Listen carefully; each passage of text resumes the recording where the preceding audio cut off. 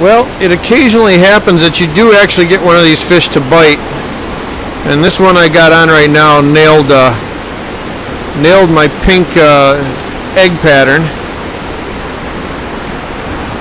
He's heading for the falls. It's a good sized male, probably about 14-15 inches. I think could be a female, but it looks to me like a male. He's getting kind of a humpback on him.